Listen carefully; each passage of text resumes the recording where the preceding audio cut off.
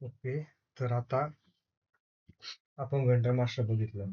आता त्याच्यामध्ये काय होतं, तो मास्टर होता. त्याच्यामध्ये फक्त व्हेंडर स्पेसिफिक सगळे इन्फॉर्मेशन डिटेल वगैरे आपण इथे मेंटेन करत होतो. पण SAP मध्ये फक्त व्हेंडर मास्टर नाही, मास्टरचे वेगवेगळे टाईप आहेत.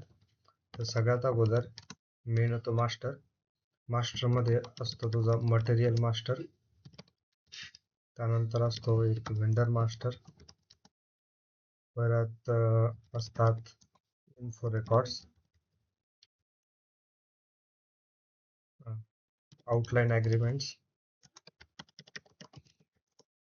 आउटलाईन ॲग्रीमेंट मध्ये अजून दोन प्रकार येतात. तुझा ॲग्रीमेंटच असतात ते, एक असतो तुझा कॉन्ट्रॅक्ट आणि दुसरा असतो शेड्युलिंग ॲग्रीमेंट. ठीक आहे. हे महत्वाचे मास्टर्स जे आपण P2P मध्ये बघतो, MM मध्ये बघतो. या व्यतिरिक्त SD बघशील तर SD मध्ये आपण जसं व्हेंडर मास्टर वापरतो तसं SD वाले कस्टमर मास्टर वापरतात. म्हणजे काय बेसिकली की मटेरियल मास्टर मध्ये मटेरियल स्पेसिफिक डेटा असणार आहे. तिथे सगळ्या इन्फॉर्मेशन असणार आहे, कोणत्या प्लांट मध्ये ते मटेरियल आहे, कोणत्या डिपार्टमेंटसाठी ते यूज केलं जातं, किती क्वांटिटी घ्यायला पाहिजे, ओव्हर डिलिव्हरी टॉलरन्स किती आहे, अंडर डिलिव्हरी किती आहे, या सगळ्या बेसिक गोष्टी इथे मेंटेन केलेल्या असतात. तर मटेरियल मास्टर आता बेसिकली मटेरियल टाईपच्या बेसिसवरती डिफाईन केलं जातं. तर मटेरियल टाईप काय असतो, त्याचं नावामध्येच ऍक्च्युली मटेरियल टाईप. आता आपण ज्यावेळेस मटेरियल क्रिएट केलं त्यावेळेस आपण बघितलं की आपण काय करतो, तो रॉ मटेरियल क्रिएट करतो. रॉ मटेरियल सोबत आपण पॅकेज मटेरियल पण करू शकतो, बरोबर, किंवा सेमी फिनिश मटेरियल असणार, फिनिश्ड असणार, किंवा तुझं ट्रेडिंग मटेरियल असेल. ठीक आहे. त्यानंतर तुझं पेरिशेबल आहे. अजून असतात तुझे नॉन स्टॉक मटेरियल किंवा नॉन व्हॅल्युएटेड मटेरियल. ठीक आहे.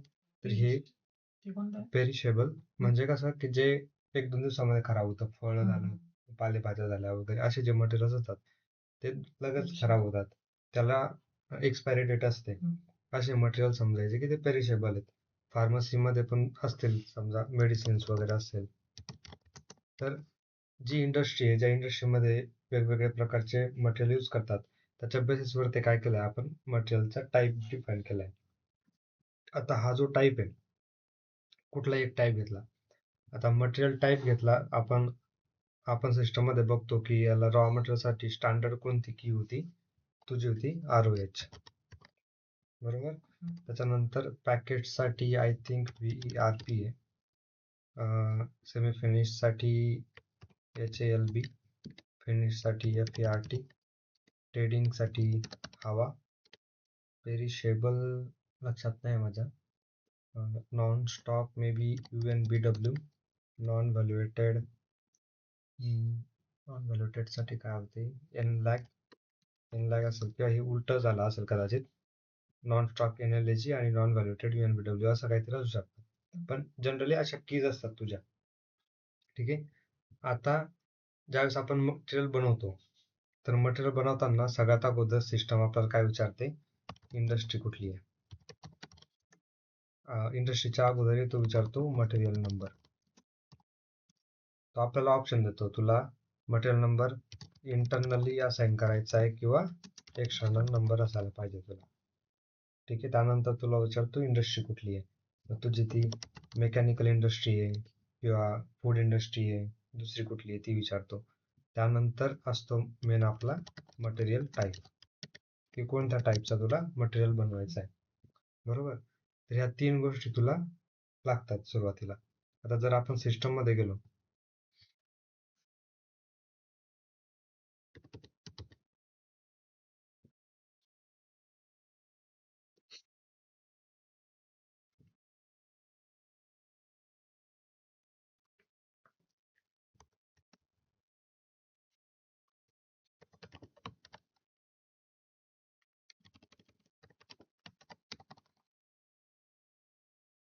आपण नॉर्मली यूज करतो MM01 मटेरियल क्रिएट करण्यासाठी. काय होते, कर्सर कुठे गेला, कर्सर दिसत नाही, ओके झाला. MM01 material type, industry, change number. जर तुला मटेरियलमध्ये जर चेंजेस करायचे असतील आणि इंडिव्हिज्युअलला रिस्ट्रिक्ट करायचं असेल तर आपण काय यूज करतो, चेंज नंबर, की तो नंबर टाकल्याशिवाय पर्टिक्युलर केससाठी तुला नक्की कोणत्या प्रकारचा चेंज करायचा आहे, क्लासिफिकेशनमध्ये चेंज करायचा आहे किंवा MRP मध्ये चेंज करायचा आहे. तर ह्या गोष्टी तुझ्या चेंज नंबरच्या बेसिसवरती चेंज केल्या जातात. खाली आहे कॉपी फ्रॉम. जर तुझ्याकडे एक्झिस्टिंग मटेरियल आहे त्याच्या बेसिसवरती जर तुला मटेरियल कॉपी करायचा आहे कुठला तरी तर तो करू शकतो. तर आता आपण काय बघणार आहे, मटेरियल टाईप सुरुवातीला. इंडस्ट्री स्पेसिफिक असं विशेष वेगळं काही नसतं. इंडस्ट्री एक नॉर्मल आहे की तुला समजतं की नक्की तू कोणत्या लेवलच्या कंपनीमध्ये, कुठल्या टाईपच्या कंपनीमध्ये काम करतो. जिथे मॅन्युफॅक्चरिंग होते ती मोस्टली मेकॅनिकल यूज करतात. परत मेडिसिनची कंपनी असेल ते फार्मास्युटिकल्स यूज करतात. हे टूल डिझाईन म्हणजे जे मेट्रोलॉजी वगैरेच्या कंपन्या असतात की नो गेज, गेज वगैरे जे बनवतात त्या कंपन्या टूल्स डिझाईनमध्ये येतील. केमिकल इंडस्ट्री म्हणजे ज्या केमिकल बनवतात, अल्कोहोल वगैरे झालं किंवा दुसरे केमिकल असतील ते. प्लांट इंजिनिअरिंग, कन्स्ट्रक्शन वगैरे या कन्स्ट्रक्शनची स्पेशल कंपनी असते. जशी तुझी L&T आहे, ती कन्स्ट्रक्शन मध्ये पण काम करते. एखादी पॉवर प्लांट बनवणारी कंपनी असेल तशा कंपनीत येतात. आणि रिटेल म्हणजे जे B2C सेक्टर मध्ये काम करतात त्या रिटेल झाल्या. या व्यतिरिक्त तुला नवीन इंडस्ट्री पाहिजे तू बनवू शकतो. ठीक आहे. आता आलं मटेरियल. आता मटेरियल टाईप हे तर आपण बघितलं. आता मी तुला आधीच सांगितलं की हे कोड आहे तुझे मटेरियल टाईप आणि इकडे तुझं डिस्क्रिप्शन आहे. आता ह्या मटेरियल टाईप वरती काय काय डिपेंड करतं, तर कारण आता असं होईल ना, आता हा जो ABF आहे, वेस्ट घेतला तर याच्यामध्ये काहीतरी वेगळ्या गोष्टी असणार. ROH घेतला तर त्याच्यामध्ये काहीतरी वेगळ्या गोष्टी असणार. फिनिश मटेरियल साठी काहीतरी स्पेसिफिक गोष्टी वेगळ्या असतील. तर काय असतं की आता आपण सपोज कुठलाही एक मटेरियल टाईप घेतला तर मटेरियल टाईप तुझा काय डिपेंड करतो. सगळ्यात अगोदर तुझी नंबर रेंज. जो मटेरियल बनवतोय आपण त्याला इंटरनल नंबर रेंज द्यायची किंवा एक्सटर्नल नंबर रेंज द्यायची. इंटरनल आणि एक्सटर्नल मध्ये फरक माहिती आहे ना? मग काय हरकत नाही. जास्त एक्सप्लेन करायची गरज नाही पडणार. इंटरनल आणि external. त्याच्यानंतर दुसरी गोष्ट आहे तुझी फील्ड सिलेक्शन. जसं आपण व्हेंडर मास्टर मध्ये बघितलं की आपल्याला सिस्टम मध्ये 4 ऑप्शन असतात. एक ऑप्शन असतो तुझा कुठलीही फील्ड सप्रेस करता येते, डिस्प्ले करता येते, त्याच्यानंतर ऑप्शनल ठेवता येते आणि मॅन्डेटरी ठेवता येते. ठीक आहे. हे 4 ऑप्शन असतात तुझ्याकडे.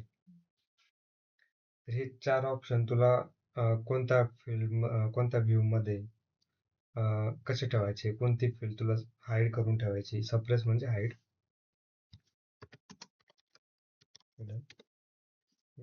कोणती फील्ड तुला लपवायची, दाखवायचीच नाही, ती मे बी गरजेची नसेल अशी एखादी फील्ड आपण लपवू शकतो.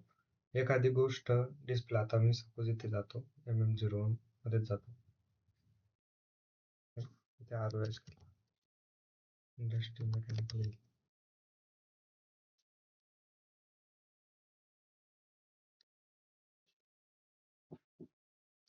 and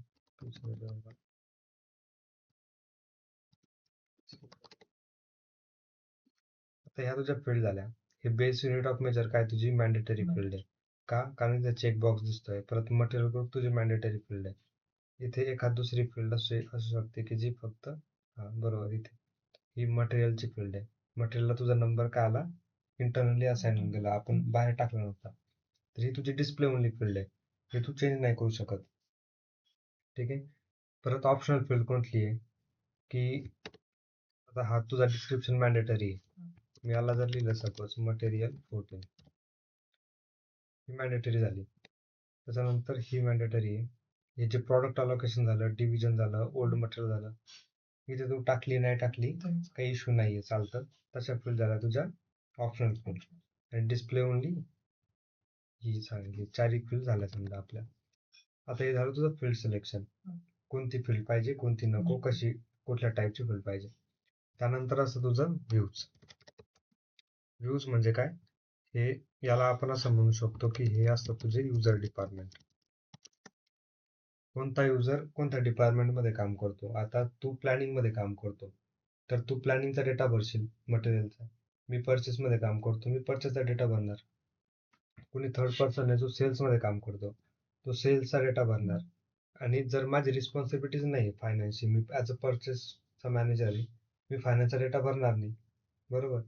मग हे जे डिपेंडन्सी आहे ते कुठल्या टाईपचा मटेरियल कोणकोणत्या डिपार्टमेंटमध्ये यूज होतो. कारण असं असू शकतं की सपोज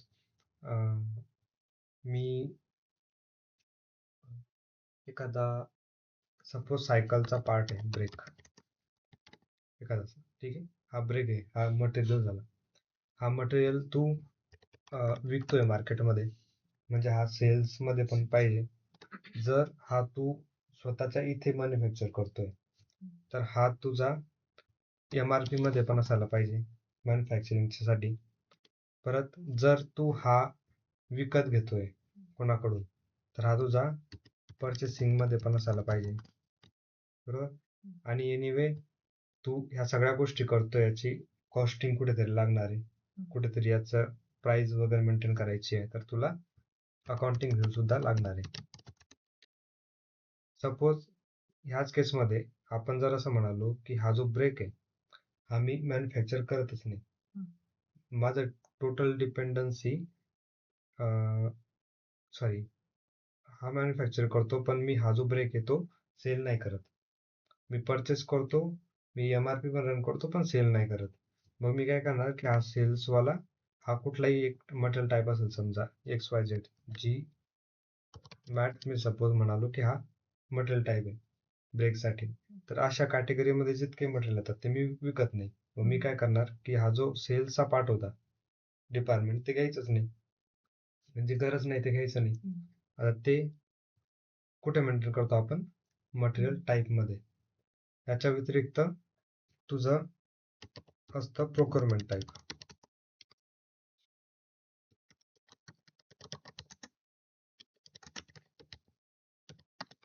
प्रोक्युरमेंट टाईप काय की हे जे मटेरियल तू बाय करतोय ते कोणत्या पद्धतीने करतोय. एक तर पहिली गोष्ट आहे ती तुझी इंटरनल प्रोक्युरमेंट, दुसरी गोष्ट आहे ते एक्सटर्नल प्रोक्युरमेंट, आणि थर्ड आहे बोथ. तर इंटरनल प्रोक्युरमेंट म्हणजे काय की इंटरनल प्रोक्युरमेंट मध्ये काय आहे की हे मटेरियल तू तुझ्याच एखाद्या प्लांट कडून घेतो, ठीक आहे. म्हणजे तुझं फ्रॉम ओन प्लांट तू घेऊ शकतो. आता स्वतःच्या प्लांट मधून घेतो तर जनरली आपण कसं घेतो की STO थ्रू घेतो, किंवा तू स्वतः मॅन्युफॅक्चरिंग करतो. मॅन्युफॅक्चरिंग म्हणजे तू काय करणार, त्यासाठी एखादी प्रोडक्शन ऑर्डर क्रिएट करणार आहे. या दोन गोष्टी झाल्या इंटरनली घेण्यासाठी. एक्सटर्नली घ्यायचं म्हणजे तुला काय करायचंय की एखादा वेंडर आहे, वेंडरला द्यायचंय, तर हे काय म्हणशील तू, फ्रॉम वेंडर. एक्सटर्नल वेंडर लिहितो मी, एक्सटर्नल वेंडर. आणि बोथ म्हणजे तू बाहेरून पण घेतो आणि मॅन्युफॅक्चरिंग पण करतो, म्हणजे ऑर्डर प्रोडक्शन ऑर्डरच्या बेसिसवरती पण तू याला प्रोक्युअर करतो. ही झाली चौथी गोष्ट तुझी मटेरियल टाईप. मटेरियल टाईप नंतर पाचवी गोष्ट असते तुझी नंबरिंग झाली, फील्ड सिलेक्शन झालं, व्ह्यूज, प्रोक्युरमेंट टाईप, ठीक आहे. आता याच्यानंतर महत्वाची, सगळ्यात महत्वाची जी गोष्ट असते ती असते तुझी अकाउंट डिटर्मिनेशन. अकाउंट डिटर्मिनेशन म्हणजे काय की आपण ज्यावेळेस GR केला त्यावेळेस आपण अकाउंटिंग एंट्रीज बघितल्या. म्हणजे तिथे एंट्रीज कुठली होती, तुझ्याकडे एक स्टॉक अकाउंटला गेली. स्टॉक अकाउंट काय होतं तुझं, BS6 होतं. त्याच्यानंतर तुझं GR-IR क्लिअरिंगला गेलं, बरोबर, ते काय होतं तुझं WRX होतं. सिमिलरली ज्यावेळेस वेंडरला पे केलं त्यावेळेस PBS होती, वेंडर अकाउंट, ठीक आहे. तर इथे जी पोस्टिंग होते तुझी, ही पोस्टिंग होण्यासाठी अकाउंट डिटर्मिनेशन गरजेचं आहे. तर अकाउंट डिटर्मिनेशन कसं काम करतं, तर ते मेन 3 गोष्टीवरती काम करतं. पहिली गोष्ट असते तुझी व्हॅल्युएशन एरिया. तर व्हॅल्युएशन एरिया जनरली काय असतो आपला प्लांट असतो. 99% केसमध्ये व्हॅल्युएशन एरिया आपला प्लांट असतो. त्याच्यानंतर दुसरं असतं तुझं मुवमेंट टाईप. मुवमेंट टाईप म्हणजे तो मटेरियल आपण ची मुवमेंट कशी केली, जी पीओच्या अगेन्स्ट आपण घेतला, एखाद्या प्लांट मधून घेतला किंवा एखाद्या स्टोरेज लोकेशन मधून दुसरीकडे पाठवला, त्याला स्क्रॅप केला, जे काही मुवमेंट तुझ्या मॅन्युफॅक्चरिंग फॅसिलिटीमध्ये होत आहेत किंवा मल्टिपल प्लांट्स मध्ये होत आहेत, त्याच्या बेसिसवरती तुझं अकाउंट डिटर्मिनेशन होणार आहे. तिसरी गोष्ट असते मुवमेंट टाईप आणि व्हॅल्युएशन क्लास. ठीक आहे. आता व्हॅल्युएशन क्लास काय की आपण ज्यावेळेस मटेरियल बनवला त्यावेळेस अकाउंटिंग व्ह्यू मध्ये आपण व्हॅल्युएशन क्लास मेंटेन केला होता. ठीक आहे. आता आपण ज्यावेळेस ROH रॉ मटेरियल बनवला, रॉ मटेरियल साठी आपण काय यूज करत होतो 3000. सिमिलरली ज्यावेळेस आपण FART घेऊ किंवा HALB घेऊ त्यावेळेस स्टँडर्ड आपण काय यूज करत होतो 7900 हा किंवा याच्या सिमिलर कुठला तरी दुसरा असेल. तर ही व्हॅल्युएशन क्लास होते. आता काय होतं की हा जो व्हॅल्युएशन क्लास आहे, हा व्हॅल्युएशन क्लास लिंक असतो तुझा मटेरियल टाईपला. मटेरियल टाईप आणि मटेरियल टाईप लिंक असतो तुझा अकाउंट रेफरन्स कॅटेगरीला. ठीक आहे. आता हा पूर्ण पार्ट पुढचा आहे ऍक्च्युली. अकाउंट डिटर्मिनेशन एक सेपरेट टॉपिक आहे, तो खूप मोठा आहे. बट ओव्हरव्ह्यू जायचा झाला तर ह्या तिघ गोष्टी तुझ्या इंटरलिंक असतात. ज्यावेळेस तू पीओ बनवतो तर पीओ मध्ये तुझा प्लांट असतो, तू GR करतो म्हणजे तू एक मुवमेंट यूज करतोय, मुवमेंट टाईप यूज करतोय, आणि तुझा व्हॅल्युएशन क्लास मटेरियल मास्टर मध्ये असतो. या तिघांच्या बेसिसवरती एक GL अकाउंट असाइन असतो. या तिघांच्या बेसिसवरती एक GL असतो आपला. तर सिस्टम बॅकएंड मध्ये चेक करते या तीन गोष्टी.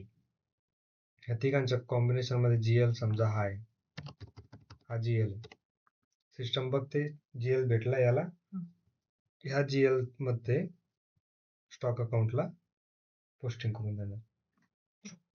परत GRIR क्लिअरिंगचा पण एक सेपरेट GL असणार. सपोज तू 5 लाख तिकडे तो क्लिअर करून देणार. त्याच प्रकारे KBS वेंडर साठी पण अकाउंट साठी एखादा GL असणार. म्हणजे जवळपास ज्या पण मुवमेंट आपण करतो प्रत्येकासाठी GL असतात. तर GL चं डिटर्मिनेशन करायचं झालं तर आपलं अकाउंट डिटर्मिनेशन लागतं, आणि ते या तीन गोष्टी थ्रू होतं, आणि ते कुठे मेंटेन होतं तर मटेरियल टाईप मध्ये होतं. तर आपण हे ऍक्च्युली सिस्टम मध्ये बघू एक्झॅक्टली या गोष्टी दिसतात कशा. तर आपल्याकडे टी कोड आहे OMS2. OMS2 मध्ये जे मटेरियल टाईपचं कॉन्फिगरेशन आहे ते आपण करू शकतो. OMS2 मध्ये गेला,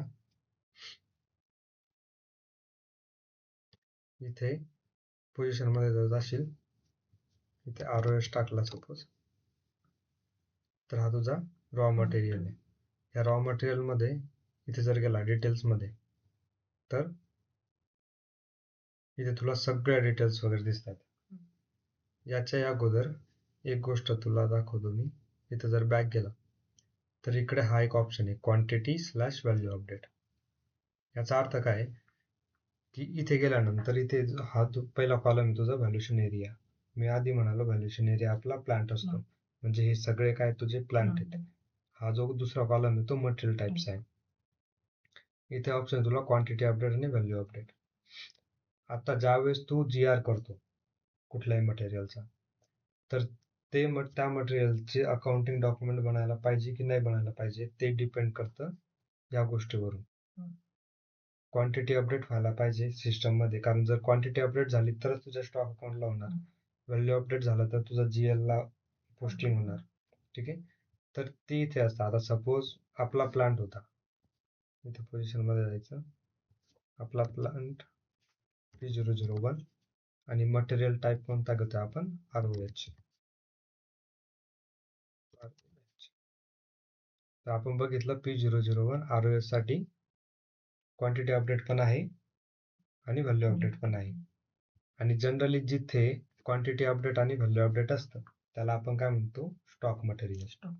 तर एक सिंपल डेफिनेशन जर घ्यायची झाली तर स्टॉक मटेरियल कुठला असतो तुझा, स्टॉक मटेरियलला तुझा quantity update plus value update असायला पाहिजे. आता या विरुद्ध दुसरा दुसरा मटेरियल असतो तुझा, एक असतो तुझा नॉन स्टॉक मटेरियल. तर इथे नॉन स्टॉक आहे म्हटल्यानंतर इथे व्हॅल्यू क्वांटिटी अपडेट व्हायलाच नको. तर इथे तुझा नो क्वांटिटी अपडेट आणि इथे व्हॅल्यू अपडेट सुद्धा होत नाही. त्यानंतर तुझा नॉन व्हॅल्युएटेड.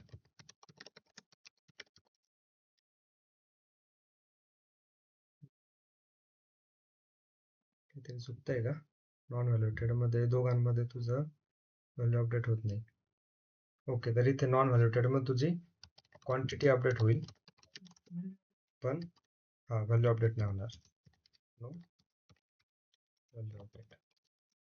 ठीक आहे, आता हे आपण सिस्टम मध्येच बघू. ते आलो मी. ROHच्या जागी सपोज मी टाकतोय व्हॅल्युएशन एरिया P001 आणि NLAG. बॅक जावं लागेल, इथे जाऊ मटेरियल टाइप्स मध्ये, NLAG काय तुझा नॉन स्टॉक मटेरियल आहे. आपल्या हिशोबाने काय म्हणतो आपण, नॉन स्टॉक साठी काय पाहिजे तुला, क्वांटिटी अपडेट पण नको, व्हॅल्यू अपडेट पण नको. ठीक आहे, याला सिलेक्ट केलं, इथे जाऊ क्वांटिटी अपडेट व्हॅल्यू अपडेट मध्ये, प्लॅन टाकू P001. हे बघ, क्वांटिटी अपडेट नाहीये, व्हॅल्यू अपडेट नाहीये. हा झाला तुझा नॉन स्टॉक मटेरियल NLAG. परत बॅक जातो, आता तुझा घेऊ UNBW. हा तुझा नॉन व्हॅल्युएटेड मटेरियल आहे. इथे क्वांटिटी अपडेट होईल पण व्हॅल्यू अपडेट नाही होणार. हे बघा, आता हाच एक प्लांट घेतला सपोज 0001. इथे काय होते, क्वांटिटी अपडेट होतीये, व्हॅल्यू अपडेट मिसिंग आहे.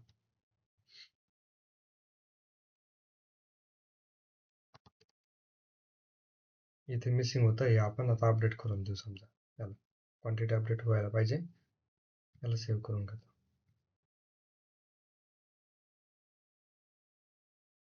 ठीक आहे, जाऊ दे, याच्यामध्ये काही फरक नाही पडत.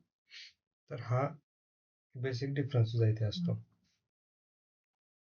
आता परत इकडे आलो, तुला आपण काय बघत होतो, ROH रॉ मटेरियल, याला घेतलं. इथे जर डिटेल्स मध्ये गेला तर इथे आपल्याला याचं सगळं कन्फिगरेशन बघायला भेटतं. इथे आहे तुझा फील्ड रेफरन्स आणि स्टँडर्ड रेफरन्स. तर इथे काय फील्ड रेफरन्स ROH. तर फील्ड रेफरन्स कुठे यूज होतो, आता आपण बघितलं की ज्या फील्ड्स आपण मेंटेन करतो त्याला सप्रेस करायची किंवा तिला ऑप्शनल ठेवायची, मॅन्डेटरी ठेवायची, तर त्याच्यासाठी एक रेफरन्स की असते. त्या रेफरन्स की मध्ये आपण सगळ्या गोष्टी मेंटेन करतो की ह्या रेफरन्स की मध्ये, ROH की मध्ये ह्या मटेरियल टाईपसाठी तुला ती पर्टिक्युलर फील्ड मॅन्डेटरी ठेवायची की नाही ठेवायची. त्याचा एक ग्रुप असतो, ते ग्रुप आपण नंतर बघू, पण इथे मेंटेन ते केलं जाते, ही ते की मेंटेन केली जाते. त्यानंतर खाली आहे तुझं इंटरनल एक्सटर्नल परचेस ऑर्डर. आता मी ते म्हणालो होतो की प्रोक्युरमेंट टाईप. ठीक आहे, की तुला एक्सटर्नली प्रोक्युअर करायचंय मटेरियल किंवा इंटरनली प्रोक्युअर करायचंय.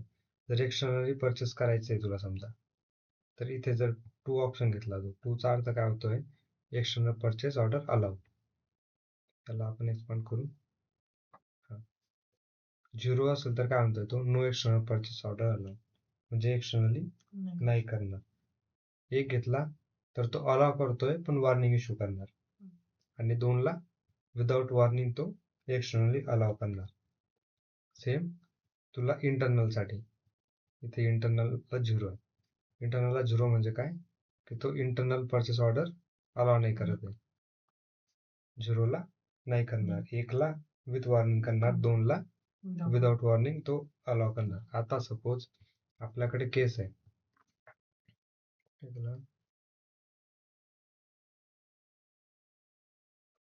आपण ते आता इथे प्रोक्युरमेंट टाईप आहे. सपोज इथे आपल्याला काय करायचंय, एक्सटर्नली पण घ्यायचंय, इंटरनली पण घ्यायचंय. तर त्याच्या हिशोबाने आपल्याला काय काय मेंटेन करावं लागेल इथे बघ.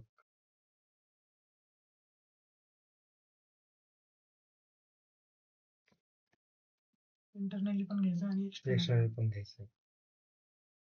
तर इथे असणार तुझा 2 म्हणजे एक्सटर्नलला पण 2, इंटरनलला पण 2. जर आपल्याला फक्त इंटरनलच घ्यायचे तर एक्सटर्नल 0 करू आपण त्याला. ठीक आहे. जर आपल्याला एखाद्या पीओ टाईप कडून इंटरनली पण नाही घ्यायचं, एक्सटर्नली पण नाही घ्यायचं, तर हे दोघं 0 होऊन जाते. बरोबर. हे कॉन्फिगरेशन ऍज अ कन्सल्टंट आपण करतो. त्यानंतर हे झाले तुझे युजर डिपार्टमेंट्स. युजर डिपार्टमेंट्स आता आपण ज्यावेळेस तू MM01 बघितला इथे, त्याला मी क्रिएट नाही करत.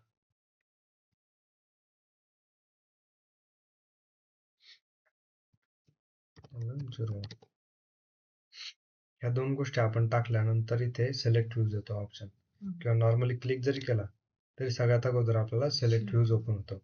आता हा जो व्ह्यूज आहे, हे व्ह्यूज काय आहेत, ऍक्च्युली तुझे डिपार्टमेंट्स आहेत.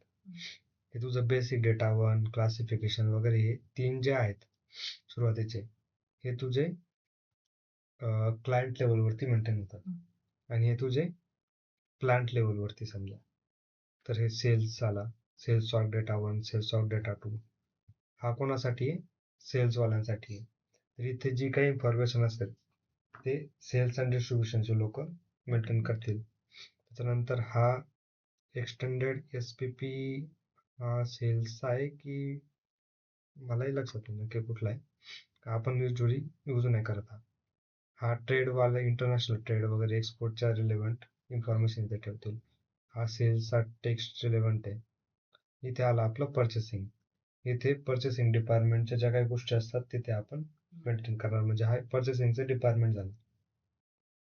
त्यानंतर MRP 1, 2, 3, 4 इथे जे लोक प्लॅनिंग करतात. प्लॅनिंग म्हणजे काय की आपल्याला सपोज पुढच्या 2 महिन्यांनी किती मटेरियल पाहिजे आणि कशा बेसिस, कोणत्या बेसिसवरती पाहिजे, फोरकास्टिंगच्या बेसिसवरती पाहिजे, किंवा आपली दर महिन्याला एवढी एवढी सेल्स ऑर्डर असते, त्यासाठी आपल्याला मॅन्युफॅक्चरिंग करायचं आहे, अशा काही सिच्युएशन असतील तर तिथे आपण MRP 1, MRP 2 हे म्हणजे जे प्लॅनिंग वाले लोक आहेत ते इथे डेटा मेंटेन करतात. हा झाला तुझा MRPचा व्ह्यू. त्याच्यानंतर हा plan data, storage data, warehouse, हे वेअरहाऊसवाले, हे प्लांट मेंटेनन्स वाले झाले. समजा अकाउंटिंग मध्ये तुझा फायनान्सचा डेटा असणार आहे, कोणता व्हॅल्युएशन क्लास असणार, प्राइस किती असणार, मुव्हिंग ॲव्हरेज प्राइस पाहिजे किंवा स्टँडर्ड प्राइस पाहिजे, त्या गोष्टी इथे. कॉस्टिंग रिलेटेड युनिट प्राइस वगैरे आपण काढतो मटेरियलची. एंड टू एंड ज्यावेळेस तू शार्क टँकचं पिच वगैरे बघितलं असणार, तर ते युनिट प्राइस बद्दल बोलतात की एका मटेरियलला बनण्यासाठी किती खर्च लागला. मग त्याच्यामध्ये मार्केटिंगचा पण खर्च जोडला जातो, रॉ मटेरियल पण जोडलं जातं, सगळं जोडलं जातं. तर ते इथे मेंटेन केलं जातं. हे वेअर हाऊस आहे. ठीक आहे. तर असे बरेचसे तुझे व्ह्यूज असतात. ECC मध्ये मला वाटतं आय थिंक 13 व्ह्यूज होते, इथे जास्त आहेत. इथे किती तुझ्याकडे 3, 4, 5, 6, 7, 8, 9, 10, 11, 12, 16, 17, 18, 19, 20, 21, 22, 23, 24, 25, 26, 27, 28, 29, 30, 31 व्ह्यूज इथे आहेत आपल्याजवळ. ठीक आहे. तर आता आपल्याला ROS मध्ये एवढे दिसत आहेत. तर मला असं वाटतं की मला कॉस्टिंग नको. मग काय करणार आपण, हे तुझं कॉन्फिगरेशनची विंडो आहे. इथे सगळे युजर डिपार्टमेंट्स मेन्शन आहेत, इथे सिलेक्ट केलेले आहेत. इथे मला वाटतं की मला कॉस्टिंग नको, तर मी हा अनचेक करणार. ठीक आहे. आता हा स्टँडर्ड आहे म्हणून मी अनचेक नाही करत आहे, पण याला आपण कॉपी करू आणि एक दुसरा बनवू. ठीक आहे, तिथे आपल्याला करता येईल, इथे अनचेक करायचं आणि याला सेव्ह करून द्यायचा. किंवा प्रोडक्शन रिसोर्स पाहिजे मला, याला सिलेक्ट करायचा आणि तो यूज करायचा. ठीक आहे, हे झालं तुझं ते. त्याच्यानंतर नेक्स्ट गोष्ट, आता आपण 4 गोष्टी बघितल्या. एक तुझं फील्ड सिलेक्शनचं इथे, तुझं प्रोक्युरमेंट टाईप इथे, युजर डिपार्टमेंट इथे, नंबर रेंज दुसरीकडे कन्फिगरेशन त्याचं नंबर रेंजचं, आणि इथे अकाउंट डिटर्मिनेशन आहे तुझं.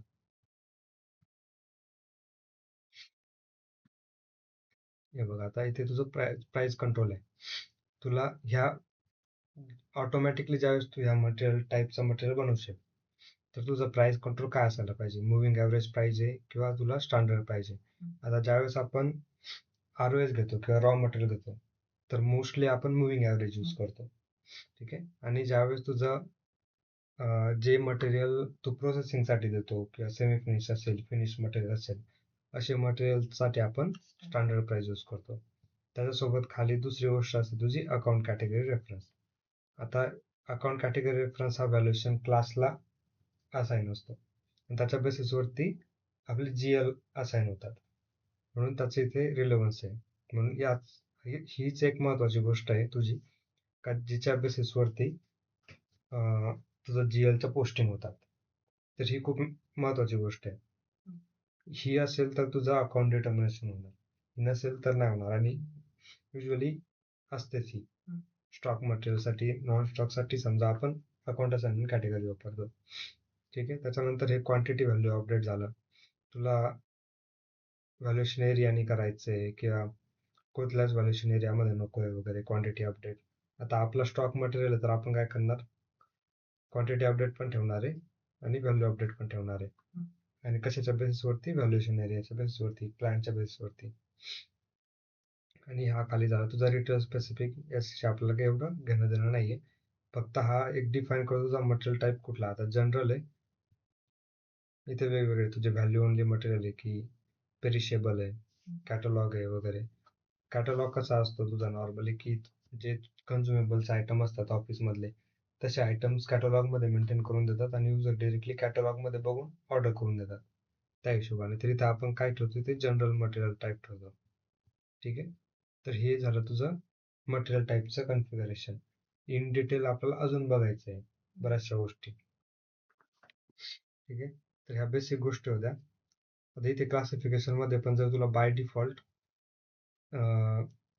काही ग्रुप असतील मटेरियलसाठी, तर ते जर मेंटेन करायचे असतील, पर्टिक्युलर कॅरेक्टरिस्टिक्स वगैरे मेंटेन करायचे असतील. आता सपोज तू शर्ट घेतो, शर्टमध्ये काय काय येतं तुझं कॅरेक्टरिस्टिक्स म्हटल्यानंतर तुझी साईज येते, कलर येते, बरोबर. हे 2 कॅरेक्टरिस्टिक्स झाल्या तुझ्या. तर तशा काही कॅरेक्टरिस्टिक्स असतील किंवा दुसऱ्या मटेरियलसाठी काहीतरी दुसऱ्या कॅरेक्टरिस्टिक्स असतील, तशा जर तुला मेंटेन करायच्या असेल तर त्या आपण जनरली क्लासमध्ये मेंटेन करतो. ठीक आहे, तर तो बाय डिफॉल्ट जर तुला एखादा क्लास इथे पाहिजे तर तो इथे मेंटेन करू शकतो. आता क्लास फक्त मटेरियलच्या कॅरेक्टरिस्टिक्ससाठीच नाही, आपण बऱ्याचशा गोष्टीसाठी यूज करतो. पण इथे आपण मटेरियल बद्दल बोलतोय, हा मटेरियल टाईप आहे, तर जनरली आपण इथे मटेरियलच्या क्लासेस वगैरे मेंटेन करणार. इथे काय काय बघ, एक मटेरियल क्लास आहे, तर इक्विपमेंट आहे, कोड ग्रुप लिहिला आहे यांनी, इन्स्पेक्शन मेथडचा लिहिला आहे, कंट्रोलिंगचे क्लासेस आहेत, बॅचचा आहे. म्हणजे इथे बॅच मध्ये जर तुझे वेगवेगळ्या टाईपच्या बॅचेस असतील, त्या पण तू इथे मेंटेन करू शकतो. इथे फंड्स वगैरे आहेत, तर बऱ्याचशा गोष्टी आहेत तिथे तू ह्या मेंटेन करू शकतो.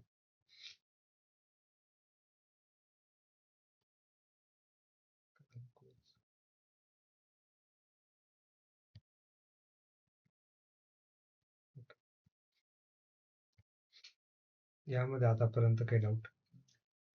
आता एक काम करू आपण, याला चेंज करण्यापेक्षा आपण एक आपल्यासाठी कॉपी करून घेऊ आणि त्याच्या बेसिसवरती आपण एक मटेरियल बनवू शकतो. तर याला इथे मी बॅक जातो, इथे काही चेंजेस नाही केले. हा एक घेतला मी, सिलेक्ट केला स्टँडर्ड. आणि ज्यावेळेस आपण कस्टम करतो ना, त्यावेळेस जनरली असे झी म्हणून दिसतात सगळे. तर झेड पासून जे सुरू होतात ना, ते सगळे कस्टम असतात. मग तो टी कोड असेल किंवा एखादा ऑब्जेक्ट असेल असा. ठीक आहे, तर आता आपण तो ROS घेतला. एक मिनिट, त्याच्या आधी अजून एक बघून दाखवतो मी तुला. UNBW ते जर गेला, यांनी सगळंच कन्फिगरेशन सेम ठेवलंय. यांनी फील्ड रेफरन्स सुद्धा ROS ठेवलाय.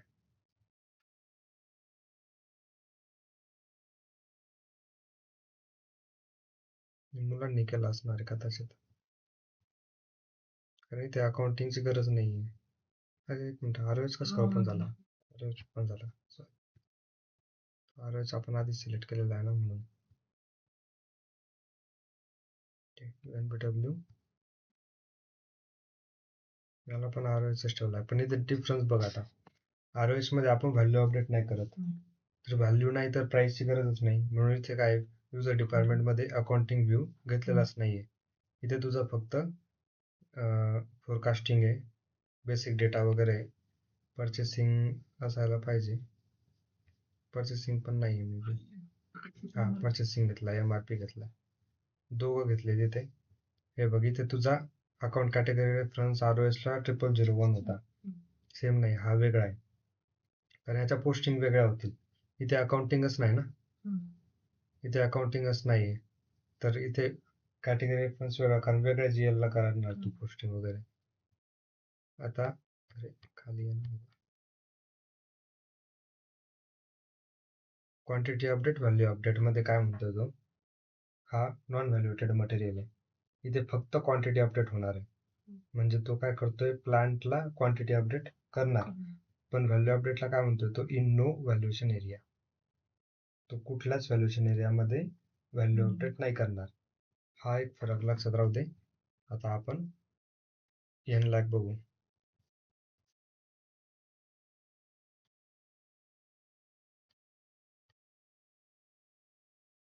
हा नॉन व्हॅल्युएटेड होता, ठीक आहे. या आपण नंतर पुन्हा बघू, लगेच तुला कन्फ्युजन जास्त वाढेल, पण तरी एक रेफरन्स म्हणून दाखवतोय मी तुला. n लाख काय तुझा नॉन स्टॉक मटेरियल. आपण काय म्हटलो, नॉन स्टॉक मध्ये क्वांटिटी पण अपडेट होत नाही, व्हॅल्यू पण अपडेट होत नाही. तर इथे गेलो, हे बघ, याचा फील्ड रेफरन्स वेगळा आहे, n लाख, आणि इथे तुझा अकाउंटिंग घेतला यांनी, अकाउंटिंग नको घ्यायला पाहिजे होता. हे बघ, क्वांटिटी अपडेट, व्हॅल्यू अपडेट मध्ये in no valuation area, in no valuation area. Quantity तुझं कुठेच अपडेट होत नाही, आणि व्हॅल्यू पण तुझी कुठेच अपडेट होत नाही, कुठल्याच प्लांट मध्ये होणार नाही. हे तुझे डिफरन्सेस असतात मटेरियल टाईपचे. बाकी हे मे बी मुलांनी केलेलं असणार. इथे तुझं अकाउंटिंग यायला नको होता, कारण जिथे नॉन स्टॉक आणि नॉन व्हॅल्युएटेड दोघांमध्ये जर बघशील, इथे आपण असं करू,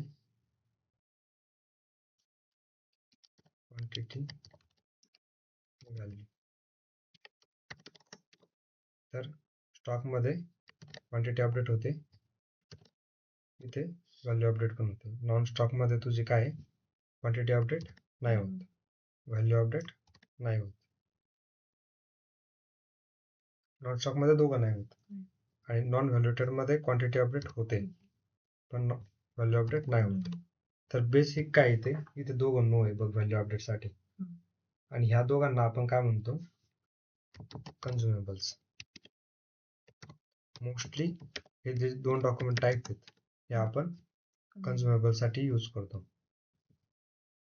कारण कन्झ्युमेबल असा आयटम असतो की जो वापरायचा आणि फेकून द्यायचा, अशा गोष्टींसाठी आपण व्हॅल्यू अपडेट करत नाही.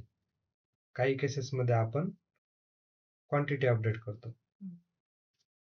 फक्त स्टॉक मध्ये सपोज डायरी वगैरे असेल, बघायची असेल समजा आपल्याला, तर आपल्या स्टोअर मध्ये आहे की नाही त्या गोष्टीसाठी आपण सपोज क्वांटिटी करू शकतो, पण व्हॅल्यूशी आपल्याला काही घेणं देणं नाही. तर अशी गोष्ट आपण नॉन व्हॅल्युएटेड मध्ये ठेवणार. नॉन स्टॉक मध्ये दोघांचीच गरज नाही. जे फ्रीबी वगैरे दिलं समजा आपण, छोटी मोठी गोष्ट असेल, ऑइल असेल, ऑइल जनरली आपण स्टॉक अपडेट करतो, पण अशा बऱ्याचशा गोष्टी आहेत, आपण पुढे बघू समजा नक्की कोणकोणत्या मटेरियल आहेत तसे. इथपर्यंत काही डाऊट?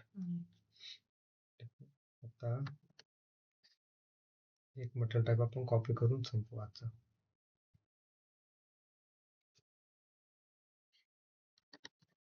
ROS घेतला, हा सिलेक्ट करायचा.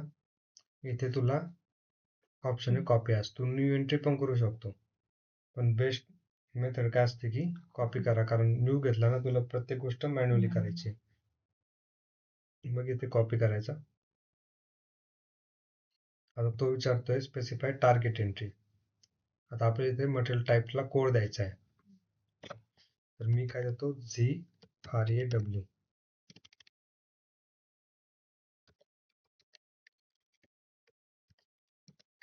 0.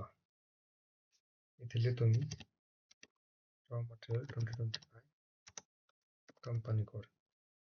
ठीक आहे, या गोष्टी आपण ॲज इट इज ठेवू. फील्ड रेफरन्स आपण ROS च्या बेसिसवरतीच ठेवू. जर बनवायचा असेल रेफरन्स नवीन तर आपण करू शकतो.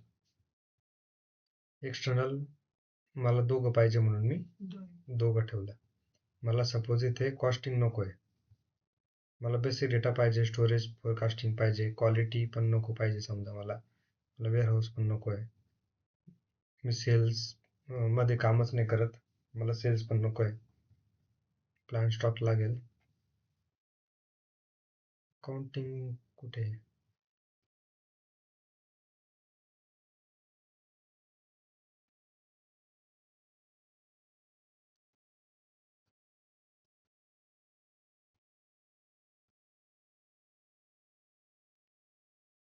अकाउंटिंग का दाखवत नाही? ओके, अकाउंटिंग आहे. क्लासिफिकेशन नको आहे सपोज मला सध्या.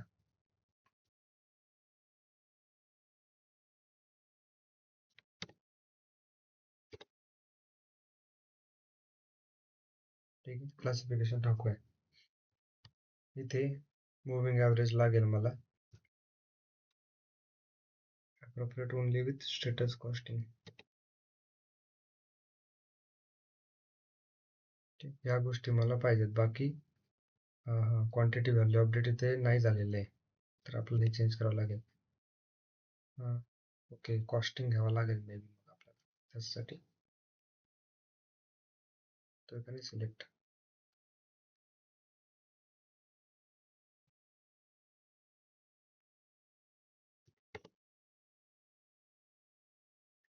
डेटा कॉपी होऊन गेला का? ठीक आहे, परत चेंज करू आपण याला. 0 तुझा क्रिएट झाला कस्टम. याच्या डिटेल्समध्ये जायचं. ओके, हा बरोबर आहे.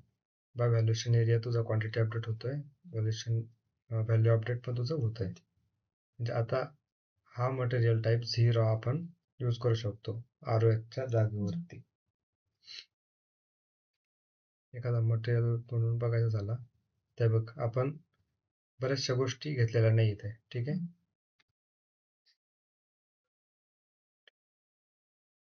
आता याच्यासाठी क्वांटिटी अपडेट व्हॅल्यू अपडेट आपल्या प्लांटला आहे का नाही बघून घेऊ. 001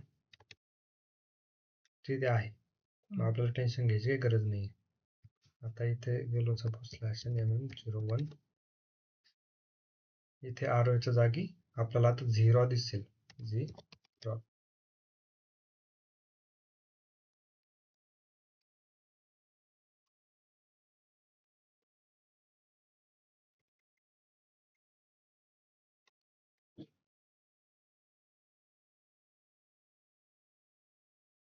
कसं आला नाही तो.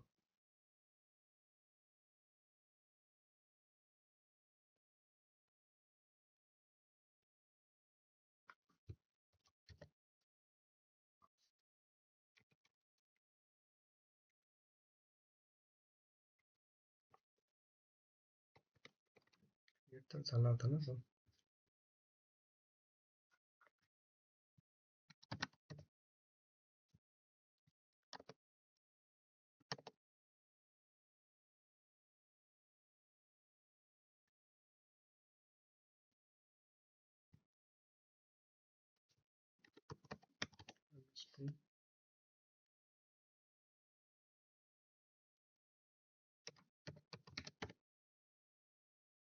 अरे आपण बनवला होता ना तो, दिसला होता आपल्याला तरी ते.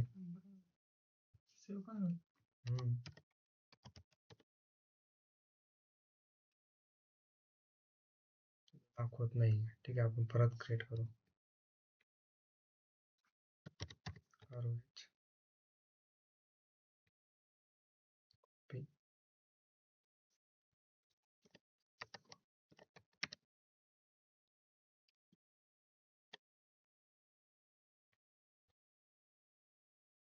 या इथे 2 केलं.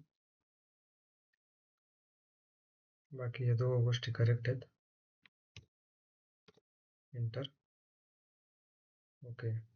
आता बघ इथे पोझिशन मध्ये जायचं. सोल्युशन एरिया तुझा P001 67 सेव्ह. ओके आता झाला तो. कपडे काही तुझा इथे 0 झाला. असं दाखवतोय का? अपडेट व्हॅल्यू अपडेट पोझिशन परत एकदा पोझिशन P001 दोघांसाठी 0 आहे आणि तो सगळीकडे दाखवतोय आता आपल्याला. प्रत्येक प्लांट मध्ये आपण तो यूज करू शकतो. आता हे झालं. इकडे मटेरियल कस्टमर जर गेलो त्याला रिफ्रेश करतो /mm01 इथे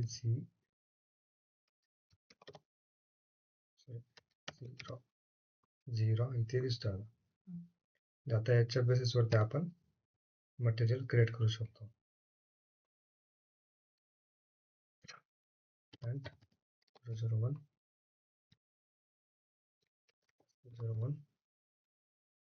मटेरियल आपला झाला. इंटरनल नंबर रेंज नुसार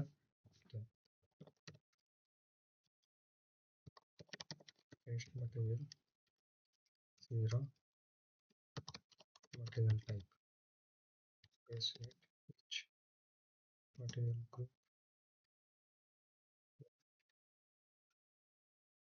प्रोसेसिंग मध्ये jar प्रोसेसिंग टाइप मध्ये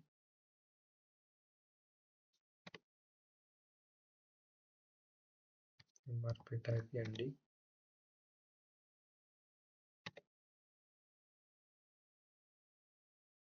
solution class 3000 per price unit 100 समजा. currency INR आहे. yes. the field availability check is defined. Okay इथं काय KP ठीक आहे. आता झालं का? ओके आपला मटेरियल क्रिएट झालं.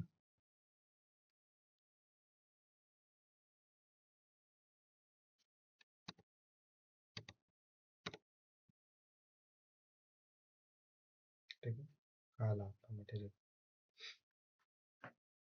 तर आज एवढंच घेऊ. एवढं बघ वगैरे एखादा मटेरियल टाईप कॉपी करून बघ आणि जे व्हेंडर मास्टरचं आहे ते पण बघून घे. ठीक आहे.